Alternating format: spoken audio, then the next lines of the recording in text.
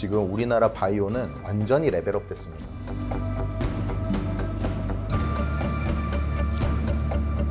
(8월에는) 바이오 안 사고 못 베길 겁니다. 고정 댓글을 타고 오세요.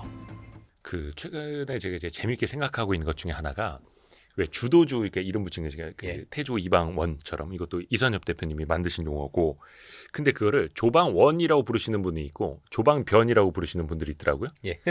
미묘한 차이기는 해요. 근데 어차피 전력기기도 오래전부터 말씀을 해주셨고 네. 그 사이에서 뭔가 좀 달라지는 거는 있을까요? 그렇진 않고 다시 강화되는 느낌이죠. 오, 예, 다시 지금, 강화. 예, 전체적인 시장이 그들 관련 기업들이 뭔가 그동안 올라서 조금 의구심도 있었죠. 왜냐면 이제 애널리스트 분들 중에서는 일부 그 관련 기업들에 대해서 좀 밸류에이션에 대해서 부담을 말씀해 주시는 분들도 계시는 것이 사실이고, 어떤 전력기기요? 전력기기도 그 조던도 마찬가지고 여러 가지가 있지만 지나 보니 아닌 거죠.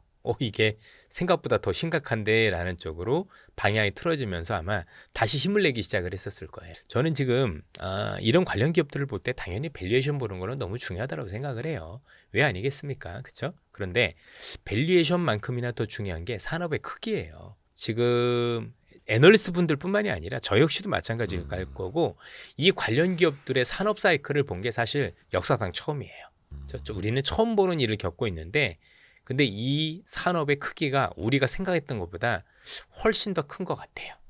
그렇죠? 그러니까 단순히 수주가 나왔네 안 나왔네만 가지고 이 기업의 밸류에이션을 따지면 제가 볼 때는 중요하긴 한데 놓치는 게 많을 가능성이 대단히 높아요. 왜냐하면 결국 그 산업의 크기 안에서 그 필요한 만큼 나중에 수주가 추가로 나올 건데, 애널리스트 분들 중에서는 그거를 추정하는 분도 계실 거고 추정하지 않는 분도 계시더라고요. 근데 대부분은 제가 볼 때는 추정을 그만큼 못하고 계신 것 같아요. 그럼 나중에 그런 것들이 나왔었을 때 결국은 쉽지 않은 일이 벌어지는 거죠. 어떤 일이 벌어지냐면, 최근에 주가하고 애널리스트 간에 괴리가 생기기 시작을 한 게, 생각보다 많은 애널리스트 분들이 주가, 이제 목표가라는 게 있는데, 네네네. 그 목표가보다 현재 주가가 굉장히 높아지는 경우가 많이 발생을 했어요. 그럼 이제 이분들 입장에서는 둘 중에 하나죠.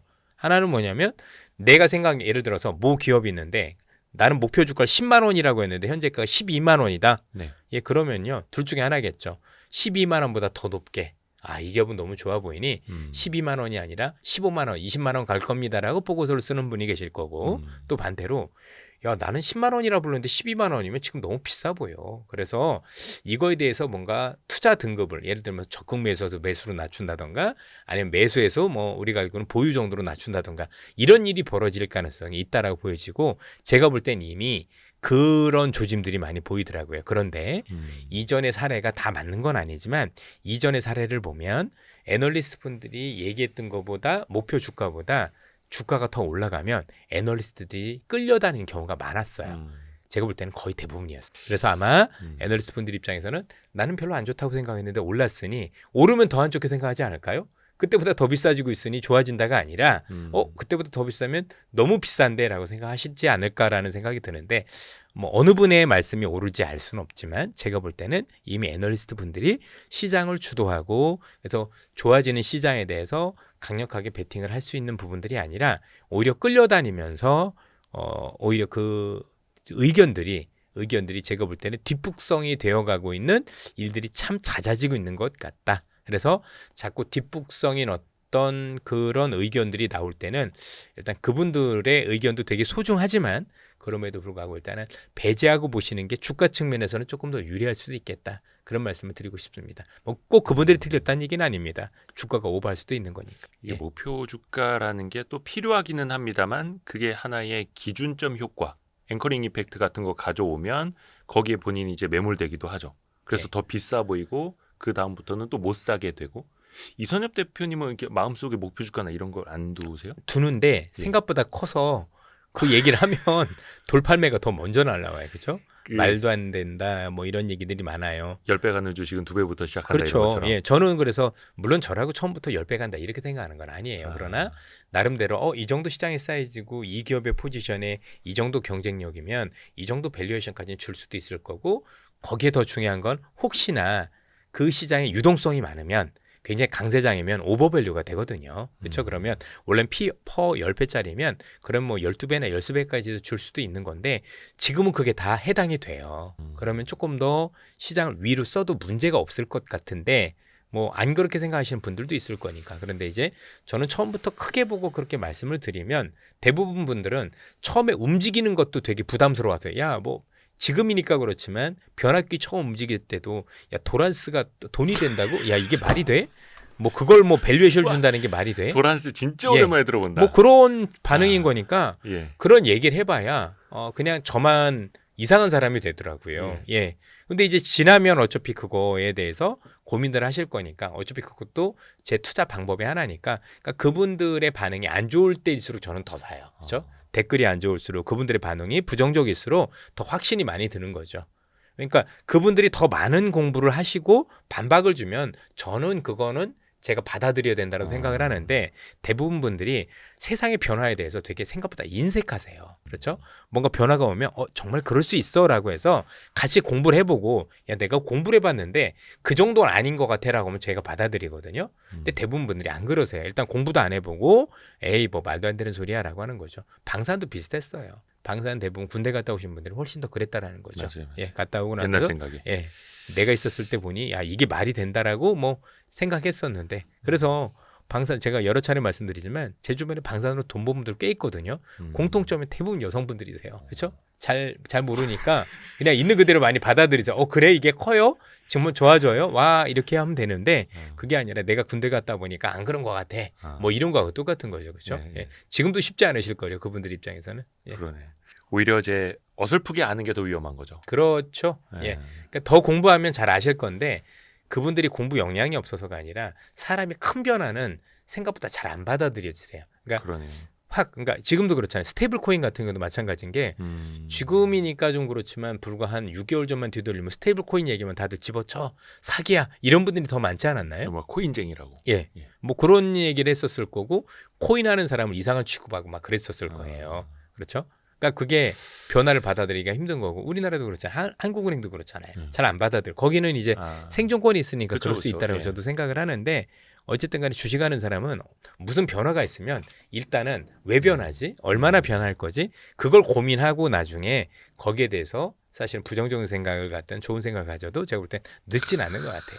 일단 열린 마음으로 보자. 그게 더 중요합니다. 예. 도란스 그 얼마나 된다. 그렇죠. 도란스는 참고로 트랜스의 일본식 발음일 그렇죠. 겁니다. 트랜스. 예, 변환기. 그게 변압기. 변압기죠. 예, 변압기. 변압기라는 게 결국 와, 도란스라면 한 전기가 20년 만에 예. 들어봐가지고 우리가 지금. 압이 높은 걸 압을 낮춰주는 게 변압기거든요. 네. 예. 그래서 산업의 사이클을 맞추려고 하지 말고 산업의 크기를 봐라. 그럼요. 예, 이게 또 옛날에는 또 많이 달라졌고요. 반도체도 좀 여쭤볼게요. 예. 이게 그 반도체에 대한 그 품목 관세는 아직도 확정이 안 됐어요. 돼도 별 문제가 있을까요? 우리밖에 없는데 어차피. 대만하고 우리랑 예, 미국엔 공장이 없어요. 또 미국도 어차피 해외에서 만들어갖고 네. 가지고 들어가고. 그러면 그냥 미국 국민만 죽어나요. 그래서 제가 보기에는 분명히 반도체는 관세가 있다고 하더라도 이거는 미국의 투자 유치를 위한 게 분명해 보이거든요. 그런데 아마 지금 TSMC는 여러분도 아시겠지만 이미 미국에 투자를 많이 하기로 지금 약속을 많이 준 상황인 거고 네. 이제 한국하고 일본 정도가 남아 있는데 글쎄요 우리 기업들도 결국은 조금 일부는 선택하지 않을까 싶기는 한데 그렇게 되고 나면 그 관세는 계속 부과하는 용은 아닌 거라고 생각을 하고 있습니다. 그러니까 이제 보통 관세가 효과가 있으려면 미국 안에 그 관련 산업이 있고 그래서 그것 때문에 강력한 경쟁을 할 때 관세가 효능이 있는 건데 어차피 미국에서 반도체를 아예 만들질 않는데 부과를 해봤자 사실 미국 시민들만 피해를 보는 건데 이걸 오랫동안 지속하기에는 어렵지 않을까 싶습니다. 그러면 또 반도체 기업들 입장에서는 미국 투자를 더 확대를 할 것인가 이 주판을 또 튕길 예. 거고. 그리고 이번에 그 OBBB 법안 보면 의외로 미국에서 반도체를 제조했었을 때 세액공제 혜택이 되게 크더라고요. 보니까 원래 25에서 35까지 올라갔으니까 상당히 매력은 있어요. 거기서 가서 만들면 이 정도면 여러 가지 여건을 볼 때 괜찮을 수도 있겠는데 매력이 없는 건 아니에요. IRA 때처럼요. 예. 그럼 뭐 사실 국내에서 괜히 법인세 오르는 거 맞느니 거기 가는 게 더 나을 수도 있다라는 생각을 하는 기업도 일부는 있겠죠. 그러니까 기업마다 많이 다르겠지만 물론 이제 뭐 수율이라든지 유지 비용이라든지 여러 수율은 가지 여기 또 있어도 똑같아요. 뭐 여기서 수율 잘 나오는데 거기 가면 안 나오고 그러진 않아요. 그 노하우라는 게 있기 때문에 여기서 안 나오면 거기서도 안 나옵니다. 하지만 이제 전반적으로 봤을 때는 반도체 품목 관세가 크지는 않을 것이다. 미국에게만 있어도 그게 일시적인 영향이지 뭔가 음. 장기적으로 시장에 부정적인 영향을 미칠 가능성은 낮다. 왜? 미국이 관련 산업이 없으니까. 예. 그러니까 나중에 뭐 미국에 수많은 반도체 공장들이 생기고 난 다음엔 영향이 있겠죠. 지금 당장은 영향이 있기는 좀 제가 볼 때는 좀 쉽지는 않을 것 같아요. 예. 또 하나 이 반도체, 특히 AI 반도체가 패권 경쟁 중에서 하나의 무기처럼 활용이 되지 않습니까? 얼마 전에는 미국이 엔비디아의 H20도 중국에 팔지 말라고 했다가 최근에는 다시 중국 수출을 허용하겠다라고 예. 했어요. 이게 중국이 히토류 가지고 막 쥐고 흔들어서인지 뭔가 좀 양보를 하는 건지 아니면은 기존의 칩을 비롯해서 첨단 산업을 다 제재했더니 중국의 자생력만 높여주더라라는 반성 차원인지 좀 이건 어떻게 해석을 해야 될까요? 반성할 리는 없죠. 예. 제가 볼 때는 중국은 이거를 제어를 하든 안 하든 자생력은 계속 가져갈 거라고 생각을 하고 있고요. 제가 뭐 방금 전에 오기 전에도 뭐 외국계 반도체 회사들하고 이제 미팅을 하다 왔지만 사실 여러분들 지금 AI 관련해서 미국 가셔도요. 미국 가서 정말 괜찮은 AI 회사들인데라고 해서 CEO들 보면 보통 파운더라고 하잖아요. 네. 다 중국 사람이에요. 진짜로. 그렇죠. 이건 진짜 무서운 겁니다. 그렇죠? 그렇게 놓고 보면 제가 보기에는 히토류 관련해서 또는 여러 가지 그 광물과 관련해서 중국이 나름대로 했었던 미국이 취했던 정책이 효과를 보고 있다라고 봐야 되겠죠.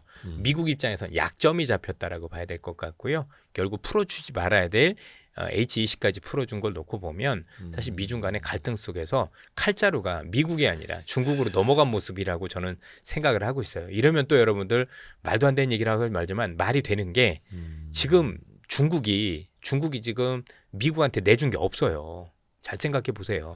히토리를 내주고 있잖아요. 그렇죠? 네. 히토리 원래 주던 건데 이거 내가 제재 풀어줄게 하는 게 지금 중국인 거지 미국이 아니라고요.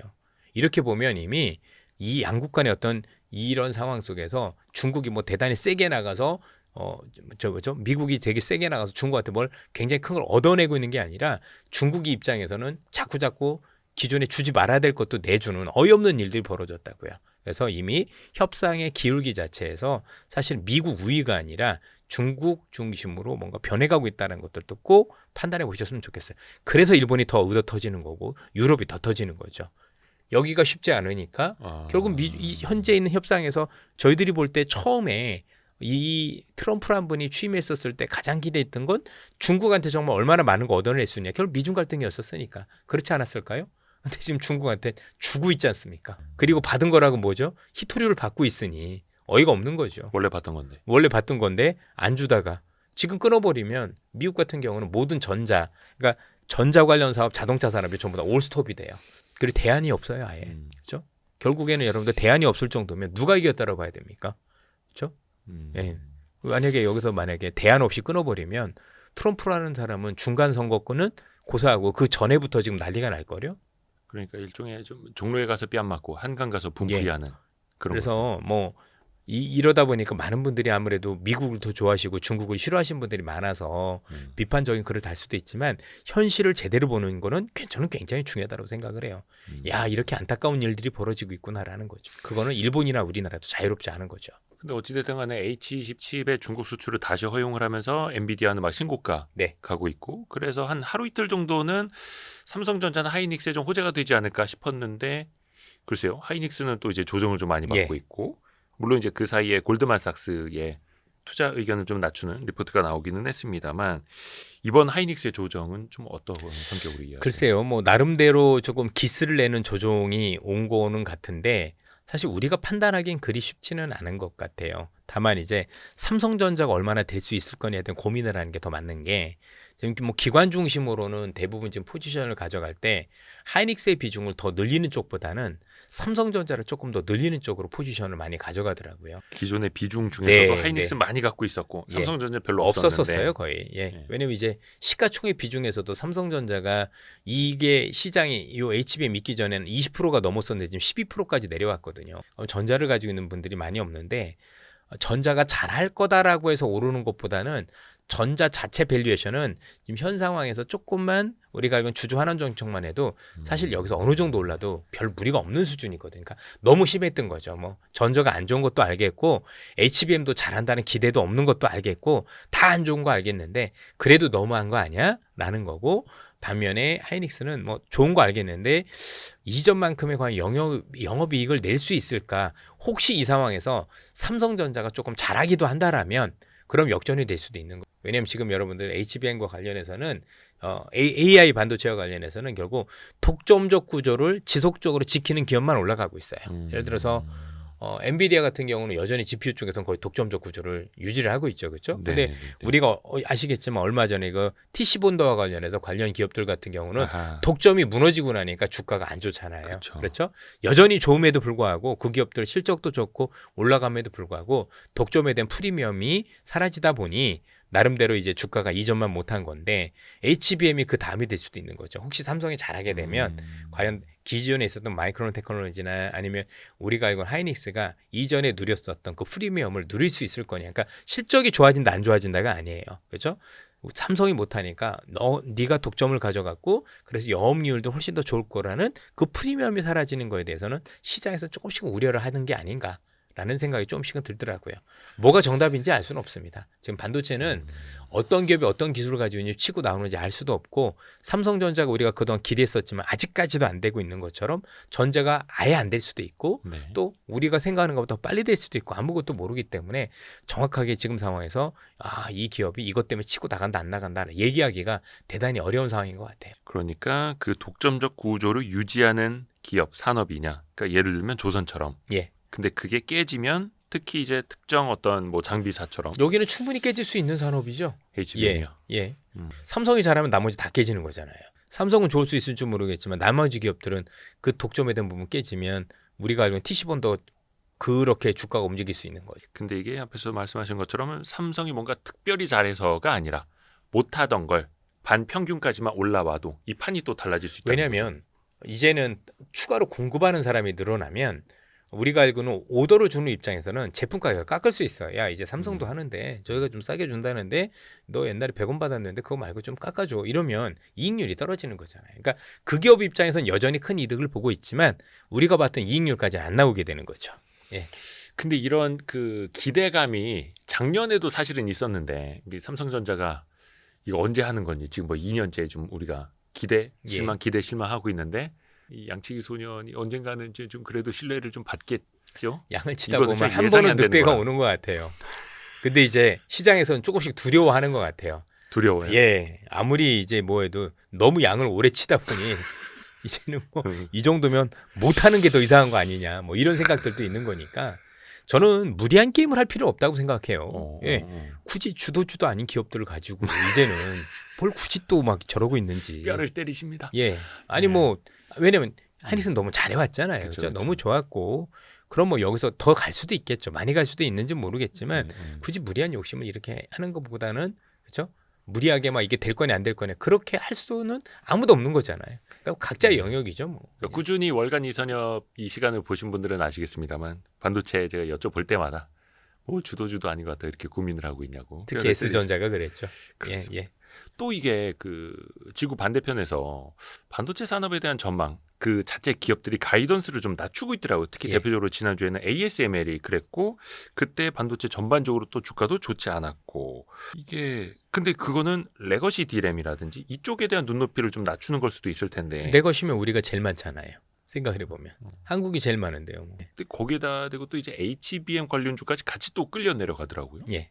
그래서 이전보다는 조금 노이즈들이 많아진 것 같아요. 뭐 하이닉스는 지금까지는 그래도 주도주였잖아요, 그렇죠? 되게 주가 퍼포먼스가 좋았고, 근데 이전보다는 어쨌든 많은 투자가들이 특히 외국계 그 매매 패턴을 보면 요즘 S전자를 조금 더 많이 사더라고요. 뭘 알고 사시는 건지 아니면 워낙 밸류에이션이 싼데 이제는 이제 회장님께서 이제 사모님 리스크도 받으셔서 나름대로 이제는 조금 진두지휘를 하시면서 좋아질 수 있는 기대도 있을 거라고 저는 생각을 하고 있거든요. 그러니까 이렇게 보면 뭐 여기는 어차피 제가 볼 때는 S전자 잃을 건 없어 보여요. 그렇죠? 뭐 잘할 거란 기대가 없어도 이거보다 더 빠질 것 같지는 않거든요.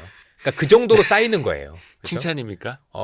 예. 칭찬보다도 칭찬은 주가 아니고. 측면에서 놓고 보면 위로입니까? 어쨌든 그 회사에 대한 기대가 있다 없다를 떠나서도 너무 과소평가돼 있는 건 맞는 거죠. 예. 그래서 그런 측면을 보면 어차피 지금 우리나라 시장이 최근에 1000포인트 자체가 올라온 게 글로벌 시장이 좋아서 올라왔다기보다는 나름대로 우리 내부적으로의 어떤 기업의 밸류에이션이 달라질 수 있을 거란 기대가 있었으니 이 기업이라고 달라질 필요는 없는 거죠. 여기도 또 돈을 많이 벌고 있는 기업인 거고 주주 환원을 할 수 있는 기업이라고 보면 거기에 대한 기대를 깔고 가도 제가 볼 때는 현 수준보다는 더 낫지 않을까 뭐 그렇게 생각할 수 있는 것 같습니다. 그렇게 해서 5만 불행하다. 원대부터 네. 꾸역꾸역 지금 한 6만 6천 은근히 원, 올라왔어요. 7천 원, 6만 8천 원 거의 뭐 채권 수익률처럼 은행보단 낫죠. 예. 아니, 그러니까 은행 예금보다 은행 나은 예금. 거죠. 아, 네. 예. 상대적으로. 예. 그래서 조금 은행 주가보다 못하고요. 그렇죠, 그렇죠. 조금씩은 이제 올라오고 있고. 하여튼 저는 뭐 결론적으로 말씀드리면 솔직히 반도체는 잘 모르겠어요. 그러니까 제 수준이나 제가 알고 있는 수준에서 뭔가를 판단하기에는 저조차도 잘 모르겠어서 저는 그냥 개인적으로 그렇게 말씀드려요. 저는 그래서 투자 대상으로 고려하고 있지는 않아요. 그래서 그거는 나쁘다 좋다가 아니라 제가 잘 모르겠어요. 잘 모르는 거는 확신이 떨어질 때는 잘 안 되더라고요. 근데 이왕 할 거라면 그냥 마음 편하게 사는 거면 그래도 삼성이 조금은 편안하다. 근데 뭐 잘 될 거란 기대 이런 게 있는 건 아니에요. 뭐 그럴 수도 있고 안 그럴 수도 있는데 그냥 너무 싸다. 뭐 그 측면에서는 볼 필요는 있지 않을까 정도로 말씀을 드리는데 뭐 아마 아시겠지만 대부분 그렇게 하다가 지금 보니까 다른 게 더 올라가가지고 기회비용 측면에서 보면 좀 쉽지 않았던 경우들이 많았던 것 같습니다.